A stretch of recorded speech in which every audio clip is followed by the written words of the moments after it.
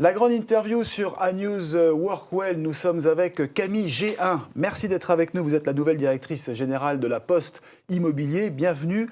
Alors on a beaucoup de sujets, on va parler architecture, on va parler des lieux de travail, des bâtiments, espaces de vie, c'est très large. Mais ce qui m'impressionne, c'est le nombre de mètres carrés que vous devez gérer à la Poste, un patrimoine considérable.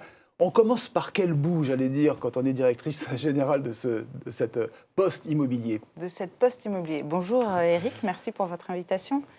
On commence peut-être par quelques chiffres sur la Poste Immobilier. Donc la Poste Immobilier, c'est la foncière du groupe La Poste. C'est effectivement un grand propriétaire, 6 millions de mètres carrés, que nous gérons donc en propre, en tant que foncière de La Poste. C'est plus de 9000 bâtiments sur toute la France. C'est un patrimoine qui est à la fois industriel pour 50%, commercial pour 30% et tertiaire pour 20%.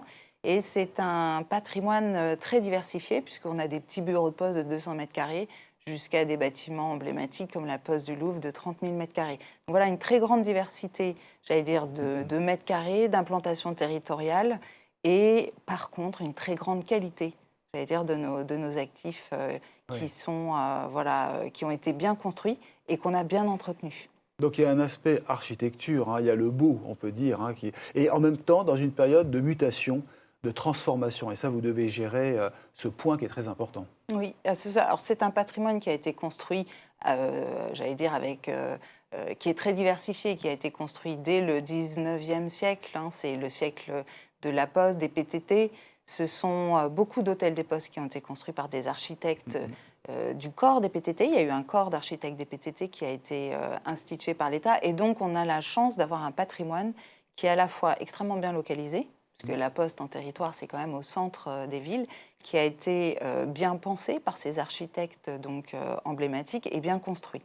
Donc, effectivement, la qualité architecturale, le beau, c'est à la fois une richesse pour nous et puis ça nous oblige aussi dans la façon dont nous transformons ce patrimoine, puisque cette histoire architecturale et cette histoire territoriale, nous nous engageons à la perdurer avec autant d'ambition, autant de qualité que celle, j'allais dire, de nos prédécesseurs à la tête des PTT. Ouais. Donc votre champ d'action est large, il consiste à imaginer le futur. Aussi, c'est ça qui est très important pour ces 6000 bâtiments, vous dites? 9000. Alors 9000 bâtiments. Alors on a 9000 bâtiments en gestion. On est propriétaire de 2000 bâtiments. Voilà, donc on a vraiment ce rôle de foncière, d'exploitation sur ce parc de 9000 bâtiments. Et puis après, on est plutôt un acteur de développement, c'est-à-dire sur les 2000 bâtiments dont nous sommes propriétaires, qui parfois ne répondent plus aux besoins du groupe La Poste. Notre savoir-faire, c'est de réfléchir à leur mutation. Comment ces bâtiments existants, qui ont été souvent donc, construits pour un usage industriel, on est capable d'en faire autre chose qui répond aux besoins de la société, aux besoins de la ville, aux besoins du quartier.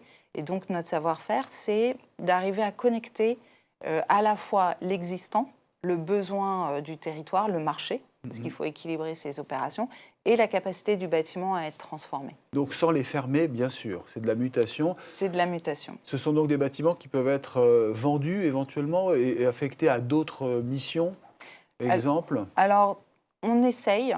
Nous, on est un opérateur, j'allais dire, global, c'est-à-dire qu'on est une foncière et, comme je vous le disais, un acteur de développement territorial qui cherchons aussi à produire une richesse. Produire une richesse pour le groupe La Poste, produire une richesse pour le territoire. Ça veut dire qu'on va essayer de transformer ce patrimoine en étant sur toute la chaîne de valeur.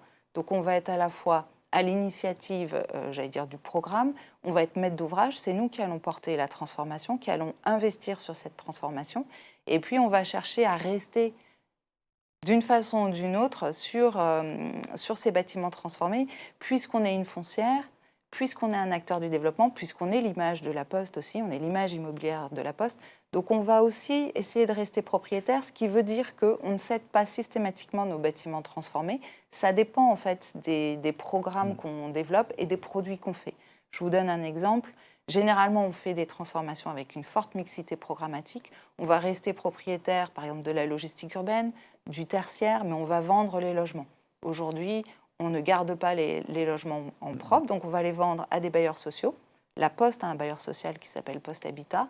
Donc notre enjeu, c'est quand on produit du logement social, de le vendre à Poste Habitat, mais on va aller chercher des investisseurs sur le marché pour leur vendre en fait ces actifs transformés. Ça reste dans le giron de la Poste, société anonyme. Voilà, selon le produit, ça reste dans le giron de la Poste, ça reste dans le giron de la Poste Immobilier.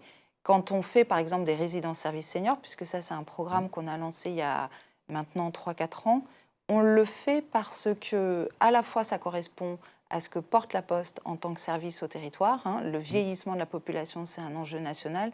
C'est un service que la Poste développe, comment accompagner le vieillissement chez soi. Et nous, grâce à nos hôtels des Postes, on a proposé de transformer des hôtels des Postes en résidences services seniors. C'est une brique complémentaire en fait du service que propose la Poste.